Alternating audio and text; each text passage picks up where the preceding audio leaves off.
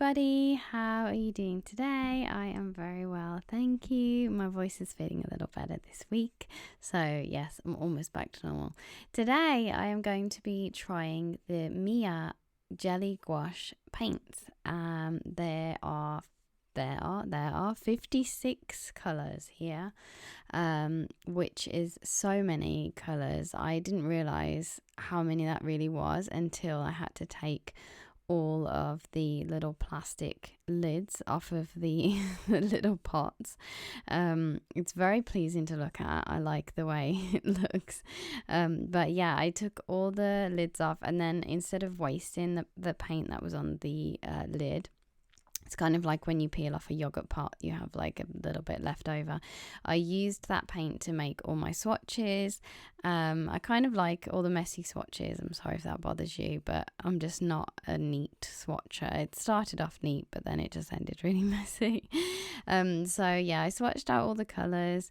Some of them look exactly how they look in their little pot, and then others look quite different, so it's definitely worth swatching them all out and having a little look what they look like actually on the paper.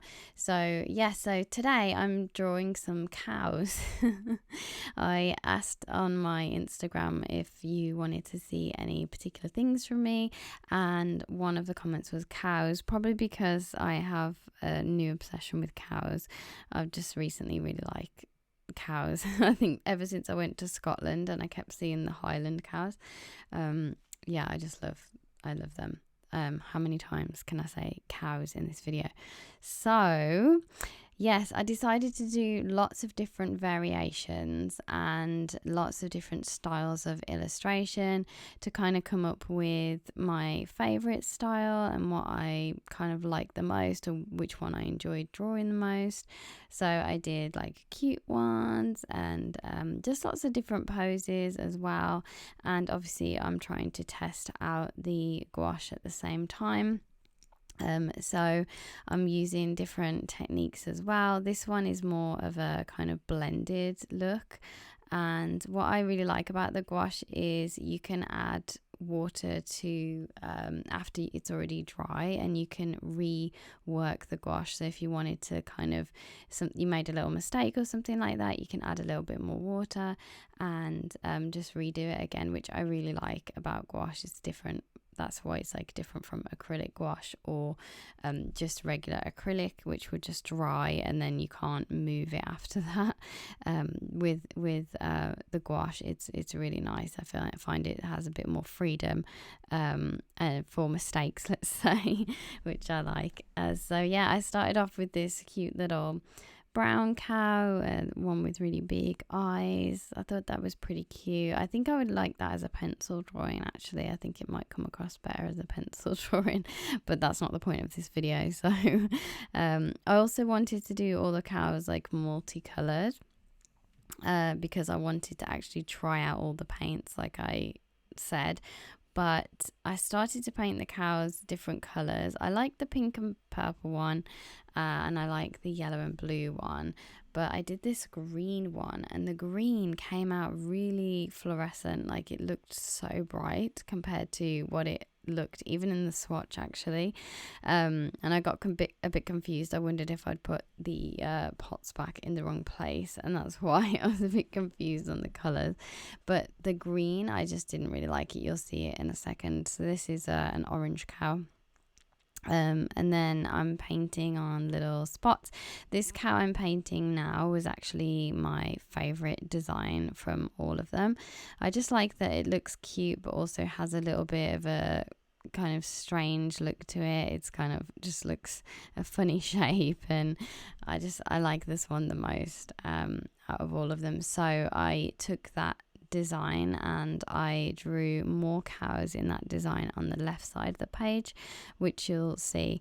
And I did all the drawing off camera just because that takes up the most time, and I'm not sure how interesting that is compared to the paints, because obviously I wanted to try the paints. So this is the green that I tried, and it was just a little bit too bright for me. And so I ended up going over that later on. You'll see when I finished all the cows, you'll see that I actually went over it again with brown. I really like brown cows. They're my favorite type of cow. So you'll see that I went over it again in a brown, but I did kind of like the kind of chocolate and mint. It looked like a chocolate and mint ice cream cow or something. But yeah, so after all of that, I thought, how many cows should I paint before this is kind of gets a bit boring? So I have finished all the cows on the left side of the page. I did that off camera. So I'm outlining all the cows now, and I used a mixture of the Sakura pigment micron pen, and also I used which one was it now? It was let me just get it, because then that's better. You can see it there, the yellow one. That pen it's right here. Sorry, I'm looking at my pencil case. It's a Pentel sign pen, which is usually for handwrite. Well, it says handwrite on it. It came with the Hobonichi Techo last year, I believe. It might have been the first year, actually, year before last. And I really like that one. So yeah, I also used that one. But yeah, here are the first set of finished cows. And like I said, I really liked the one in the bottom right corner the most. Let me know which one is your favorite, maybe with a color description or something like that. I also liked the purple cow. I thought it was pretty cute. So then I just wanted to do like one lonely cow, and because I felt like I used a lot of browns and I wanted to really test more of the colors, and I wanted to mix them as well, like the same color tones. So as you can see, I'm using lots of all the greens for the grass, just to kind of see what they look like all mixed together, how they layer on top of each other. And also different strokes as well. So as you can see, for the sky I'm doing these swirly strokes, and for the grass I did like straight strokes. So I just like to experiment like this with a full picture usually if I'm trying out a new product, because that's obviously how I'm going to be using it. And also I try to do lots of different types, like lots of different techniques and types of things.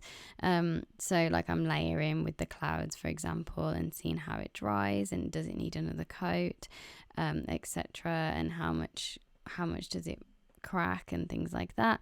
But yeah, I've really enjoyed using it. I'm quite I would say like a messy artist, so this style really suits me and suits my kind of, I just want to grab this color and plop plop plop, and you know, it really suits that for me. If you are a very neat artist, they might not be for you, because they are pretty messy to set up, and obviously they stay wet for quite some time in their little pots, but after a little while they will dry, which is obviously not as messy, but then you have to re-wet them to use them, just like you would with watercolor or another kind of gouache as well. Not acrylic gouache, obviously that dries hard, but this one you can use for a very long time once they've dried out. But I do like the fact that they're wet when you first open them. It kind of gives you a bit of freedom to play. I think my first set of jelly gouache has dried up now, so I have to re-wet it if I want to use it. But like this, the pigment does come out very strong.